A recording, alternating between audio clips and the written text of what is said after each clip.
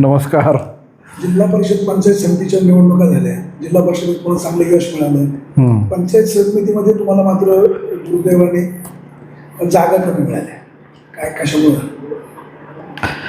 काय आता ते आमची 12वी सीट 100-125 मताने गेली. वारुवाडीची सीट थोडक्यात गेली. महादेव बाळासाहेबचा पण जरा पराभव झाला आणि अनपेक्षितपणे इकडं बोरी कांदळीची सीट आहे त्याच्यामध्ये जिल्हा परिषदला चांगली मतं आहेत, पण त्याच्याच खालोखाली पंचायत समितीला जे बडेताई होत्या त्यांना अनपेक्षितपणे कमी मतं आहेत. त्याच गावात त्यांची कमी मतं आहेत, म्हणून जर असं थोडं झालं आणि अपेक्षित जे पंचायत समितीला यश पाहिजे होतं तसं झालं नाही. पण आमचे 6 आणि आमच्याबरोबर अलायन्समध्ये निवडून आलेले उबाटाचे अमित ढोले हे 7वे, असे आमचे आघाडीचे 7 आले. BJPचा 1 आला आणि शिवसेना पक्षाचे 8 आले. म्हणून खूप फरक आहे असं मला वाटत नाही, पण आहे क्लोज, पण तरी कमीच आहे. परंतु असं म्हटलं जातं एखाद राजकीय नेते असं म्हणतात की अजितदादा गेल्यामुळे तुम्हाला सहानुभूती होती. नाही, असं काही नाही आहे. उलट अजितदादा असते तर त्यांची सभा झाली असती, आम्हाला अजून जरा स्ट्रेंथने उतरता आले असते. उलट आमचे 3-4 दिवस वाया गेले. आमचा प्रचार पण सगळीकडं स्टॉप झाला आणि त्यातून अजितदादाचं 28 तारखेला झाल्यानंतर ते मतदानाची तारीख 7 तारीख होती. त्यानंतर शेवटच्या 2-3 दिवसात प्रचार पिकअप खूप मोठ्या प्रमाणामध्ये शिवसेनेने केला होता, सभा घेऊन त्यांची रॅलीज काढून. हे तसं राष्ट्रवादी काँग्रेस पक्ष हे दुःखात असल्यामुळं त्यांनी काही केलं नाही, फक्त इलेक्शनची प्रोसिजर ती पार पाडली. पण त्याच्यामुळं पंचायत समितीला आमचं जरा थोडासा लॉस झाला. नाही तर आम्ही ते जाणीवपूर्वक तिथं जर बारकाईने लक्ष दिलं असतं सगळ्या गोष्टी निहाय जे पंचायत निवडणुकीमध्ये करतात तसे अजून 2 सीट आम्ही निश्चित प्रकारे काढले असते, एक तर वारुवाडीची आणि 12वीची. तुमचे 6 सदस्य निवडून आले. सावरकुंडीच्या निवडीला तुम्हाला भाजपने मदत दिली, पण उद्धव ठाकरेंच्या अमित ढोलेंना तुम्ही विजयी केलं, ते तुम्हाला सोडून गेले. काय कसं घडलं? काय आता ते अमित ढोलेंनाच माहिती आणि ते शिवसेना उद्धव बाळासाहेब ठाकरे पक्षालाच माहिती. जेव्हा पंचायत समितीच्या सभापतीपदाची निवडणूक लागली तेव्हा एकतर निश्चित होतं की आमचे 6 आणि अमित ढोले 7 आम्ही अल्पमतात होतोच आणि भारतीय जनता पार्टी आणि शिवसेना एकत्र होऊन त्यांचं सभापती आणि उपसभापती होईल असं मला प्रथमतः वाटलं. पण भारतीय जनता पार्टीचे जे उमेदवार निवडून आले संजयराव वराडे त्यांचे नेते आणि ते पण आत्ताचे आमदार आणि त्यांच्यावर त्यांनी चर्चा केली, पण ते चर्चेमध्ये त्यांना काहीतरी हीन पद्धतीची वागणूक मिळाली असं समजलं आणि संजयरावचं मत होतं की आपण अतुल शेठबरोबर राहू आणि संजय वराडे तर होताच, पण अमित ढोले पण होता असं मला आश्वासित केलं होतं आदरणीय गुलाब पारखे, बबन थोरात, RD गोरडे, उत्तम काशीद आणि सूर्यकांत ढोले. आणि मी रोज त्यांच्या सगळ्यांच्या संपर्कात होतो. अमित पण मला भेटायचा, बोलायचा, आमची चर्चा करायचा. पण अनपेक्षितपणाने अमित तिकडं वर्ग झाला आणि म्हणून आघाडी करून राष्ट्रवादी काँग्रेस पक्षाच्या मतावर एखादा उमेदवार निवडून आला आणि त्यांनी लगेचच असं वागणं, त्याची रिॲक्शन स्वतः त्याच्या गावात आली. म्हणून जीवनामध्ये काय कमवलं आणि काय गमवलं याची अमित ढोलेंनी स्वतःच शहानिशा केली पाहिजे. त्या गावातल्या एका वयोवृद्ध माणसाची भावना होती, इथं पदाला किंमत नाही, इथं माणसाला किंमत आहे. आणि आता त्यांची गावची यात्रा झाली, त्या यात्रेमध्ये सुद्धा अमित ढोलेंना काय वागणूक भेटली, तेव्हा त्याची गावात काय प्रतिष्ठा राहिली ही त्याला माहीत आहे कशी पद्धतीने आहे. म्हणून ज्या पद्धतीने उद्धव बाळासाहेब ठाकरेचे पक्षाचे काही नेते, सगळेच नाही पण काही नेते आणि अमित ढोलेने केलं, त्याची दखल नक्कीच राष्ट्रवादी काँग्रेस पक्ष घेईल आणि भविष्यात तशा पद्धतीने वागण्याचा प्रयत्न करेल. त्यांचे पक्षाचे नेते आमदार सचिन अय्यर म्हणाले की आम्ही राष्ट्रवादीसोबत आहोत, अमित ढोले तिकडे जाणार नाही. अमित ढोले खाजगीत असं सांगतायत की आमच्या सगळ्या नेत्यांचा अगदी पक्षप्रमुखांसह मला समोर पाठिंबा द्यायला पाठिंबा होता आणि आहे. आता विषय असा आहे, शेण खाल्लं हे निश्चित आहे. शेण कोणी खाल्लं हा संशोधनाचा विषय. आता सचिन अय्यरचा जर विषय घेतला तर सचिन अय्यर पण मला 2-3 वेळा भेटलेले आहे. आणि सचिन अय्यर यांचे माझ्याकडं लेटेस्ट मेसेजेस आहेत की जेव्हा शरददादा म्हटले की आम्ही सचिन अय्यर यांची परवानगी घेतली, आम्ही उद्धव साहेबांची परवानगी घेतली, त्याचे व्हिडिओ क्लिप्स मी त्यांना पाठवलेले आहेत. आणि मी जेव्हा त्यांना ते पाठवले तर त्यांनी मला एकच मेसेज केला की ही इज लाईंग. हे तुम्ही बघू शकता किंवा झूम करून बघा तुम्ही त्याच्यावर की सचिन अय्यरने काय मेसेज केलेला आहे.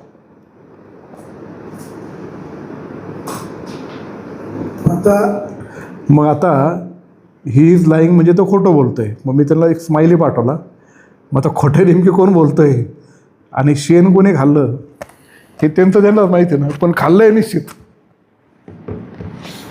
सर्वात जिल्हा परिषदेच्या निवडणुकीमध्ये तुम्हाला यश चांगलं आलं. दुर्दैवाने अजितदादांचं निधन झालं. तुम्ही सगळे दुःखात होता, पण शेवटी पुढे जाताना काही दुःख बाजूला ठेवून जनतेची सेवा करायची असते. अध्यक्ष झाले, उपाध्यक्ष आंबेगावला मिळालं. जुन्नर तालुक्यामध्ये राष्ट्रवादी काँग्रेसची ताकद वाढवायची असेल तर कार्यकर्त्यांना संधी दिली पाहिजे. आता माई लांडे, कल्पना काळे की तांबे, तुम्हाला त्याची कल्पना नाही. आमची मीटिंग झाली जिल्हा पातळीवर सुनेत्राव यांच्या अध्यक्षतेखाली. तालुक्यातले सगळे आमदार माजी आमदार होते. तर त्यामध्ये जुन्नर तालुक्याला महिला बालकल्याण सभापती किंवा समाज कल्याणचा सभापती ह्या 2पैकी एक ते देणार आहेत. पण देणार हे निश्चित. आणि त्याची निश्चिती आमची 1 तारखेला संध्याकाळी होईल. आणि ती संध्याकाळी झाल्यानंतर आम्ही 4ही जिल्हा परिषद सदस्य एकत्र बसून त्याच्यापैकी समाज कल्याण सभापती आला तर कोण आला आणि महिला व बालकल्याण आलं तर कोण आला हे आम्ही एकत्रित बसून त्याचा निर्णय घेऊ. यंदा उन्हाळा खूप कडक आहे. धरणांमध्ये आपल्या कोकणी प्रकल्पामध्ये अवघ्या 40% पाण्याचा साठा आहे. भविष्यकाळामध्ये पाण्याचं नियोजन व्यवस्थित करणं गरजेचं आहे. तुम्ही सत्तेमध्ये सहभागी आहात. दुर्दैवाने या तालुक्यामध्ये विरोधी पक्ष म्हणून कोणी याच्यावर काही बोलत नाही. प्रशासनामध्ये ढिसाळ कारभार आहे. सगळीकडं एजंटगिरी सुरू आहे. तालुका असा अप्रत्यक्षपणे वाऱ्यावर आहे. मी परवा मुंबईला होतो. इरिगेशनचे जे वरिष्ठ अधिकारी, मी जे काय 5 वर्ष आमदार होतो तेव्हा माझं कायम सातत्याने डायलॉग व्हायचा. आणि अल्प साठ्यातसुद्धा तालुक्याचं पाण्याचं नियोजन आम्ही चांगल्या पद्धतीने केलेलं आहे. आणि आपल्याच तालुक्याचं नाही तर 7ही तालुक्याचं केलं. नियोजन जर व्यवस्थित केलं ना तर पाणी चांगलं पुरतं. पण पाणी मोठ्या प्रमाणात असूनसुद्धा जर ते पाणी पुरलं नाही तर ते फक्त नियोजनाचा अभाव आहे किंवा कोणाकडे याच्याकडे लक्ष नाही. तर मी काही इरिगेशनचे वरिष्ठ अधिकारी आहेत त्यांच्याबरोबर चर्चा करत असताना त्यांना मला विधान भवनाचे तिथे भेटले होते. आणि मी चर्चा केली की आपण 5 वर्ष जसं नियोजन करायचो, चर्चा करायचो, तसे आता मिटिंग्स होतात का? होतात म्हटलं मिटिंग्स. पण बारकाईने आता किती स्टॉक आहे, कुठल्या शाखेला किती पाणी सोडायचं, तुमच्याकडे 3 एक्झिक्युटिव्ह इंजिनियर आहे तर 3 एक्झिक्युटिव्ह इंजिनियरचा जो कार्यक्षेत्र आहे त्याच्यामध्ये मेन नगर श्रीगोंद्याचं एक आहे, एक कर्जत जामखेडच्या तिकडचं एक आहे आणि एक आपले जुन्नर आंबेगावचं 110 किलोमीटरपर्यंतच आहे. तसं कुठल्या एक्झिक्युटिव्हच्या ताब्यात किती पाणी गेलं पाहिजे याचं बारके मॉनिटरिंग होतं आहे का? आणि तुमच्याला कोण मार्गदर्शन करतं आहे का किंवा काय होतं आहे का? किंवा जुन्नर तालुक्यातून तुम्हाला कोण असं सांगतं आहे का? त्यांनी फक्त एकच सांगितलं, तुला तर सध्या काय सगळा भोंगळा कारभार चालू आहे. त्यांनी ते वाक्य वापरलं, सगळे आम्ही हसलो आणि त्याच्यावर विषय बंद झाला. मला सांगायचं असं की जुन्नर तालुक्यातल्या प्रशासकीय अधिकारी पातळीवर सध्या जे कार्यालय आहेत आणि जे शेतकऱ्यांच्या प्रति विशेषतः MECBचा असेल, पोलीस स्टेशनचा असेल, महसूल विभागाचा असेल, मोजणी विभागाचा असेल, पंचायत समितीला आता नवीनच बॉडी आली आणि नगर परिषदेचा असेल, सगळीकडं भोंगळा कारभार चालू आहे. कुठंच नीट व्यवस्थितपणे कार्य कोण करत नाही. राजकीय वाद, राजकीय मतभेद हे होत राहणार आहे, पण याच्यातून सर्वसामान्य नागरिकांना त्रास नाही झाला पाहिजे. आणि सर्वसामान्य नागरिकाला त्रास आत्ता सध्या प्रचंड प्रमाणामध्ये होत आहे, म्हणून कारभाऱ्यांचं लक्ष नाही. म्हणून आता विशेषतः नगर परिषद पूर्णतः शिवसेनेच्या ताब्यात असतानासुद्धा तिथले ना शिवसेनेचे, ना भारतीय जनता पार्टीचे, ना राष्ट्रवादीचे कुठलेच नगरसेवक खुश नाही आहे. कारण प्रशासनाचे अधिकारी म्हणून CO आणि त्यांचे सर्व अधिकारी एक वेगळ्याच तालावर ते चालतात. ते नगराध्यक्षासह कुठल्याही नगरसेवकाचं ऐकत नाही, कारण त्यांना नेत्यांचं वेगळ्या पद्धतीचं अभय आहे आणि म्हणून ते कोणाला भेट नाही. आणि नगरपालिका निवडून आली काय आणि नाही आली काय आणि प्रशासक असून काय नसन काय, जसं मागं चाललं तसंच आत्ता चालू आहे. म्हणून तिथं खूप अस्वस्थता आहे. माझे नगरसेवक मला सातत्याने सांगत असतात. आणि वास्तविक पाहता दादांच्या दाण्यानंतर मी माझं सगळीकडे फिरणं जाणं हे खूप कमी होतं, कारण मला क्षणोक्षणी दादाची खूप आठवण येते. आणि खरं का करायचं असा प्रश्न निर्माण होतो. परत दुसऱ्या क्षणाला वाटतं की सुरेत्रवाईंना आपण पाठबळ दिलं पाहिजे. परत वाटतं की आपले लोक मला एवढी सगळ्या गोष्टी सांगतायत. पण आता या तुम्ही म्हटल्याप्रमाणे हे दुःख विसरून हळूहळू पूर्वपदावर येऊन आपल्याला तिथे ते लक्ष निश्चित प्रकारे दिलं पाहिजे. खूप कामं विस्कळीतपणाचं आहे. मी काही एकाचा दोष आहे असं म्हणणार नाही, पण त्याला शिस्त आणणं खूप गरजेचं आहे. आता ते पंचायत समितीचे BDO त्यांना मी किती वेळा काही गोष्टी सांगते चांगल्या. आपण काय दादागिरी किंवा दमदाटी मी करणारा माणूस नाहीच. जे लोकांच्या हिताचं आहे आणि जे कायद्याला बांधील राहून असेल त्या गोष्टी त्यांना समजून सांगण्याचा प्रयत्न करतो. ते मान्य पण करतात खाजगीत, पण तसे ते वागत नाही. BDO तसे वागत नाही, CO तसे वागत नाही. आता नवीन तहसीलदार आलेत, त्यांचं माझा काय लय फारसा प्रभारी आलेत शिरसाट ना, त्यांचा आणि माझा काही लय एवढा संबंध आलेला असं वाटत नाही. पण प्रत्येक ठिकाणी असे 4-5 पंटर आहेत. तुम्ही बघा, ते ठराविकच चेहरे तुम्हाला तिथे ते सगळीकडं दिसतात आणि तेच पूर्ण तालुक्यामध्ये कुठं कुठं काय काय करायचं ते राबवताना बघतात. ते महसूल विभागामध्ये दिसतील, ते नगरपालिकेत दिसतील, ते प्रत्येक कामाच्या सँक्शनमध्ये दिसतील, ते ठेकेदार म्हणून दिसतील आणि तेच सगळे करत असतात. म्हणून हे जे काही गोष्टी घडतात म्हणजे ते लोकशाही पद्धत ही डिसेंट्रलायझेशन व्हावी म्हणून असते. ही आता सेंट्रलाइज्ड पद्धत व्हायला लागलेली आहे. जिल्हा परिषदेच्या निवडणुका झाल्यानंतर जिल्हा परिषद सदस्य आणि त्यांच्याप्रती त्यांच्या गटाचे जे स्वातंत्र्य वल्लभशेठ बेनके साहेबांनी आणि त्यानंतर मी दिले होते, त्याचे राजकीय तोटे काही प्रमाणामध्ये आम्हाला सहन करावे लागले. पण तसं आता होताना दिसून येत नाही. जे काय होईल ते सेंट्रलाइज्ड पद्धतीने व्हायला पाहिजे. हे जेव्हा होतं तेव्हा खूप मोठ्या प्रमाणामध्ये अनागोंदी माजती, हुकुमशाही होती आणि त्यातून वेगळ्या वेगळ्या प्रकार घडतो. आता कालचा तुम्ही प्रकार बघितला, गोविंद शिंदेंना ACBने पकडलं. आता गोविंद शिंदे तसा चांगला अधिकारी, त्याने पैसे घेतले नाही घेतले खाल्ले तो भाग वेगळा आहे, घेतले असेल त्याच्यावर कारवाई व्हावी. पण कुठल्याच केसच्या संदर्भात झाली, नेमकी काय झालं, त्याचे जर सत्य पाहिले तर किती भयानक आहेत. कुठल्या बिल्डरने ट्रॅप लावला, कशासाठी लावला, कुठल्या स्कीमसाठी लावलं, तिथे कशा पद्धतीचं अतिक्रमण आहे, त्याला अभय कोणाचं आहे. बावनकुळे स्वतः एक मंत्री म्हणून सांगतात की सरकारी कार्यालय हे फक्त सरकारी आवारातच राहतील, तरीसुद्धा ते रजिस्टर ऑफिसचं कसं झालं. ठीक आहे, एकदा निर्णय झाला, ठीक आहे, आपण लेट गो केला, काही नाही केलं. पण अशा पद्धतीने एक हुकुमशहाच्या दिशेने मी म्हणाल तसंच व्हायला पाहिजे. असं जर होत असेल तर हे योग्य नाही. याच्यावर आपल्याला वेळीच काही ना काही दखल घेऊन लोकांसमोर सत्य आणून या सगळ्या गोष्टी पुढे आणल्या पाहिजे. आणि म्हणून एक राज्यकर्ता म्हणून आपल्या प्रत्येकाची जबाबदारी, प्रत्येक पक्षाच्या नेत्याची जबाबदारी, म्हणजे माझी पण जबाबदारी की ते केलं पाहिजे. याच्यात आम्ही सगळेजण कमी पडतो आहे असं मला वाटतं. पण आता ते कमी न पडता आपल्याला पुढं वाटचाल करून एक योग्य दिशेला जुन्नर तालुक्याचं सगळं प्रशासन जनतेच्या हिताच्या दृष्टिकोनातून सगळा कारभार हे केला पाहिजे. ह्या दृष्टीने आम्ही वाटचाल करण्याचा प्रयत्न करू. तुम्ही आमदार असताना असं म्हणायचे की जर कुठे गैरधंदा असेल तर तो माझ्या निदर्शनास आणा, आपण तात्काळ बंद करू. कोण म्हणायचं? तुम्ही आमदार हां, असताना. मी म्हणायचो ना. हो, हां, तुम्ही आमदार असताना असं म्हणायचे की जर कुठे गैरधंदा सुरू असेल तर तो माझ्या निदर्शनास आणा, तो आपण तात्काळ बंद करायला सांगू. हां, मग केले होते ना तेव्हा.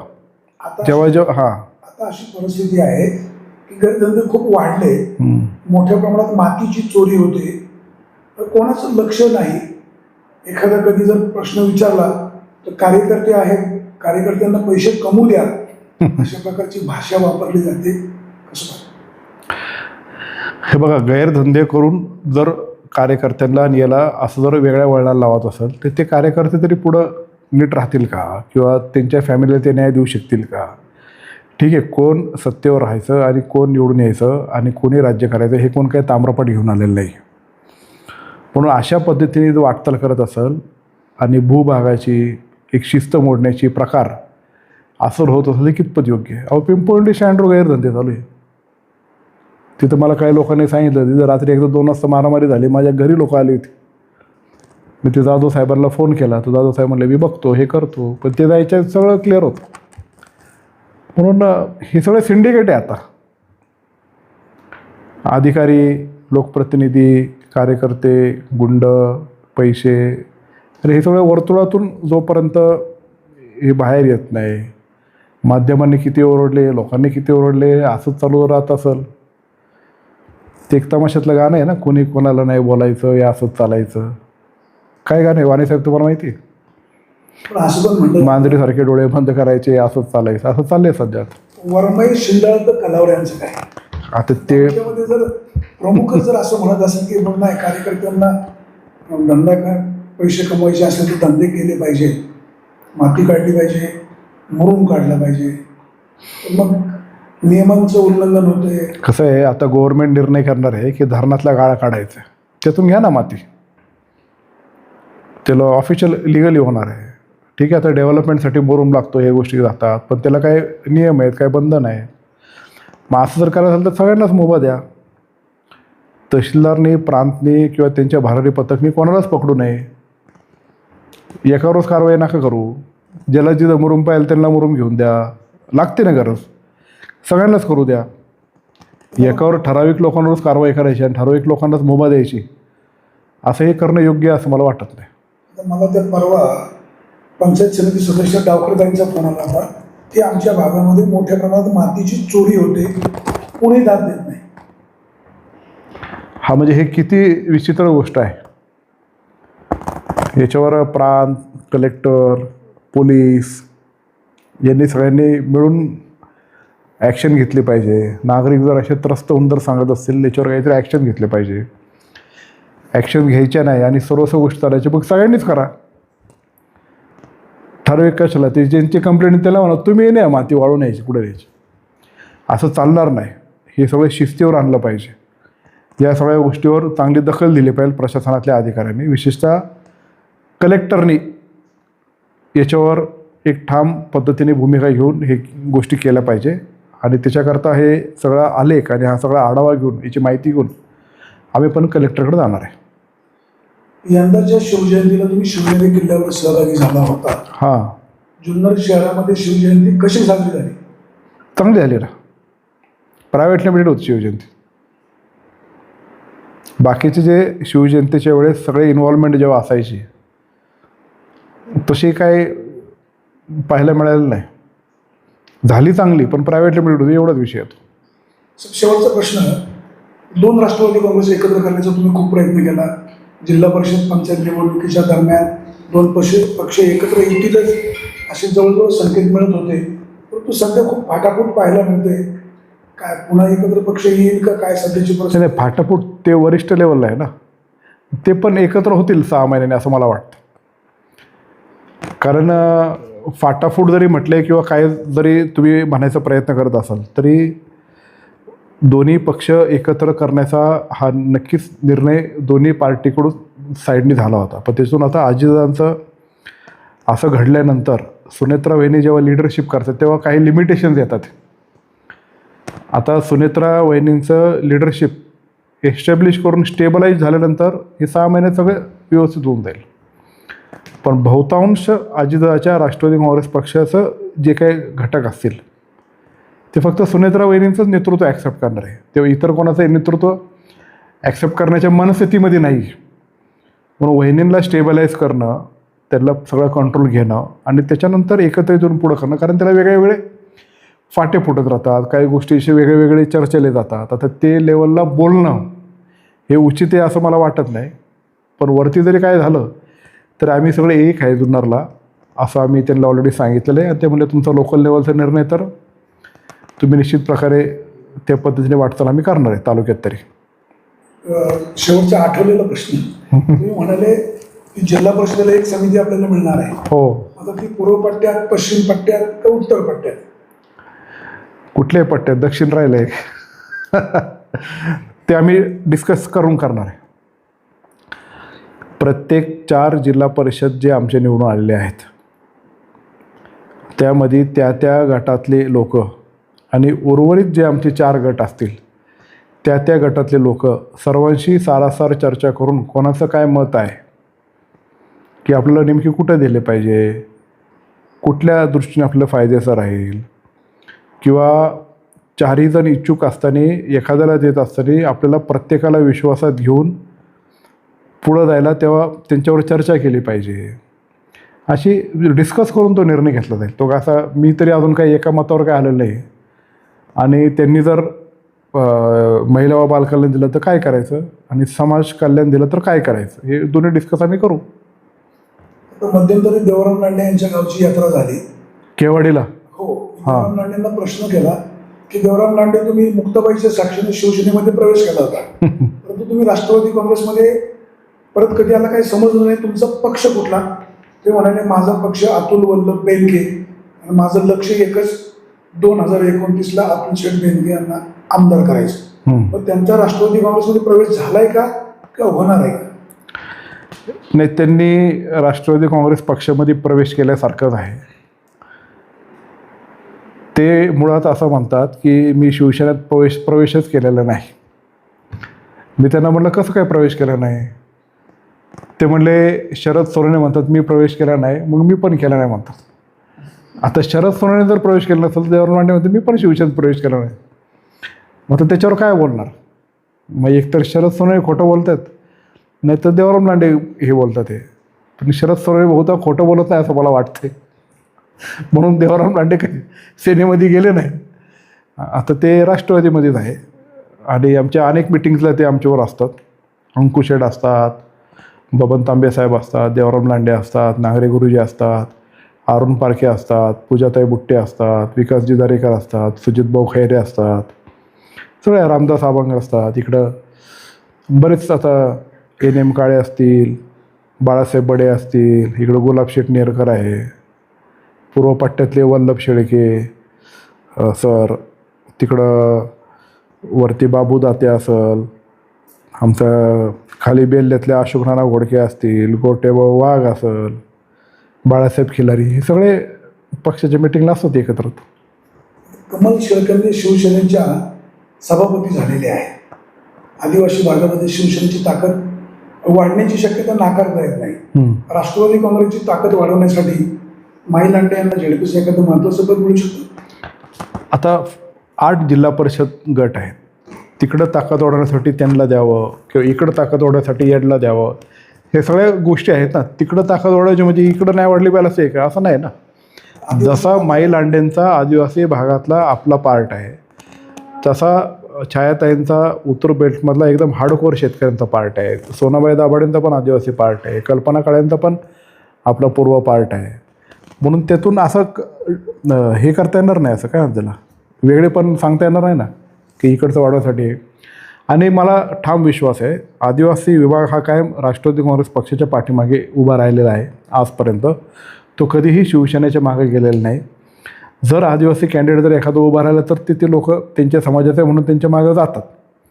आता ह्या ज्या कमलताई शेळकेंनी निवडून आल्या इकडच्या अंतर्गत आमच्या धुसफुशीमुळे निवडून आल्या आणि त्यात ते आपली काय म्हणतात ते कमलताई दांगट त्या इलेक्शनमध्ये खूप प्रचंड प्रमाणामध्ये कमी पडल्या. जरा असं फिरण्याच्या बाबतीत तिथं अजून त्यांची यंत्रणा मार्फत लावण्याची त्याच्यासाठी आम्ही वारंवार काही सूचना देऊनसुद्धा ते पालन होत नव्हतं. नाही तर ती पण सीट आपली राष्ट्रवादीची आली असते.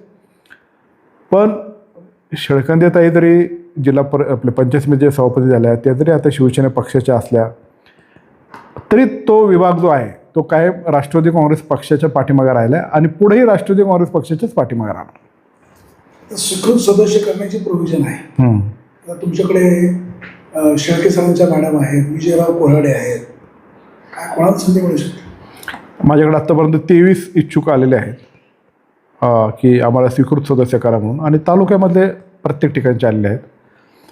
आणि पक्षाने ज्या तालुक्याला सभापतीपद देणार आहे तिथं स्वीकृत देणार नाही असं पहिल्या मीटिंगमध्ये ठरलं. त्याला जर अपवाद ठरला आणि स्वीकृत जर करायचं जर ठरलं तर ह्या 23 जणांची सगळ्या पक्ष संघटनेच्या कार्यकर्त्यांची आम्ही एकत्रित मिटिंग घेऊ आणि त्यातून एकमत करून तुम्ही नाव सांगा असं आम्ही त्यांना रिक्वेस्ट करू. कारण आता एवढ्या जणांमधून नाव निवडायचं हे खूपच जिकिरीचं होईल, म्हणून त्याच्यातून आम्ही सिलेक्शन करू मिटिंग घेऊन.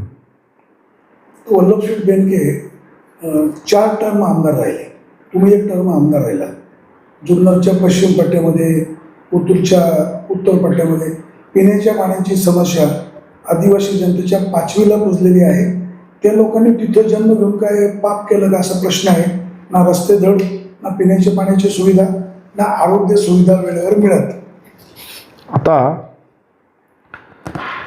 पिंपळगाव जोगा धरण आणि त्याच्या परिसरातली जी जागा आहे रिंग रोड, त्याला मी 15 कोटी रुपयाचा निधी टाकले, तिथं रस्त्याचं काम चालू आहे. आम्ही आता हॅममधून मोठा रिंग रोड घेतो आहे. जुन्नर, आपटाळे, घाटगर, आजनावळे, केवाडी, इथं हडसर, राजूर, माणिकडो आणि माणिकडो फाटा, त्याची जवळपास 500 कोटी प्लस त्या रस्त्याची किंमत आहे कॉन्क्रीटचा. जसं आत्ता हा जुन्नर ते निमगाव सावा चालला आहे रस्ता, तसा आपण करतो. आणि तो हॅममध्ये अजितदादांनी घेतलेला आहे. आम्ही त्याला तिथं शिफारस केल्यानंतर आता तो हॅममध्ये मंजूर होणार आहे काही दिवसामध्ये. राहिला विषय पिण्याच्या पाण्याचा, तिथले जॉग्राफिकल कंडिशन्स पाहता, म्हणजे तिथले भूभाग परिस्थिती पाहता, भूगोल पाहता, तिथं पिण्याच्या पाण्याची सोय करण्यासाठी JJMनी जे मुळात पहिले सर्वे झाले तेच मुळात चुकीचे आहेत. जल जीवन मिशन ही भारत सरकार आणि महाराष्ट्र शासनाची एकत्रित कंबाईंड प्रत्येक हर घर जल, नल जल ती स्कीम होती. पण त्याच्यामध्ये जे सर्वेज केले होते, सर्वेला असे टार्गेट दिले होते की एवढ्या तारखेपर्यंत सर्वे कंप्लीट करायचे, ते घाईघाई झालेले आहेत. तिकडं प्रचंड प्रमाणामध्ये चढ उतार आहे, तिथं काही भागामध्ये सोर्स नाही, म्हणून त्याचे बारकाईने सर्वे करणं, तिथले डबल लिफ्टनी पाणी वरती नेणं, सोर्सेस प्रॉपर मेपर्यंत मेच्या शेवटच्या आठवड्यापर्यंत पाणी ज्या सोर्सला राहील ते शोधणं, नाही तर क्रिएट करणं, आणि तिथलं जो JJMचा मेंटेनन्स आणि लाईट बिल हा पूर्णतः गव्हर्नमेंटने सांभाळणं, हे जोपर्यंत होत नाही तोपर्यंत तिथं पिण्याचा पाण्याचा प्रश्न मिटणार नाही आहे. तो पिण्याचा पाण्याचा प्रश्न असं जर मिटायचा असेल त्याच्यासाठी वळसे पाटील साहेबांबरोबर राहून बोलून मी आमदार असताना विधानभवनात पण मांडला. आणि माझी जुन्नर, आंबेगाव, खेड आणि मावळ या भागामध्ये जिथं आदिवासी डोंगराळ भाग आहे, खेड आपले भोरवेल्ला, मुळशी, तिथं पण जे काही भाग आहे तिथं असे दुर्गम गाव आहेत, यांच्यासाठी स्पेशल योजना सुनेत्रा वहिनींनी करावी. मग काही पार्ट जिल्हा परिषदकडं सोपवावा, काही महाराष्ट्र गव्हर्नमेंटच्या माध्यमातून स्पेशल केस म्हणून करावे. ते केलं तरच, नाही तर तिथे कितीही खर्च केला ना तर आहे तीच परिस्थिती पुन्हा ती निर्माण होईल. तुम्ही आमदार असताना तिकडे दौरे करायचे, आता तुम्ही आमदारकीच्या खुर्चीवर नाही, पण लोकांच्या व्यथा समजून घेणं, काही पर्याय व्यवस्था करता येईल का, टँकर पाठवता येईल का, यासाठी तुमचे काही प्रयत्न राहतील का? केलेलेच आहे. मी अमोल लांडेंशी चर्चा करून आम्ही एक टँकरसुद्धा तयार केला आहे. तो बहुतेक आजपासून चालू झाला असेल मला असं वाटतं. नसून चालू झालं तर उद्या परवापासून तो चालू होणार आहे. आणि एक टँकर तरी आम्ही आता ऑलरेडी चालू करतो आहे खाजगीरित्या राष्ट्रवादी काँग्रेस पक्षाच्या तर्फे.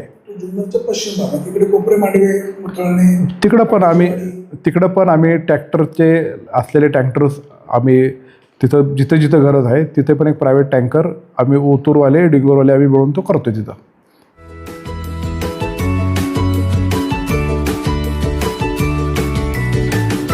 बातम्या शेतीच्या, बातम्या मातीच्या, बातम्या अन्यायाच्या, गुन्हेगारीच्या,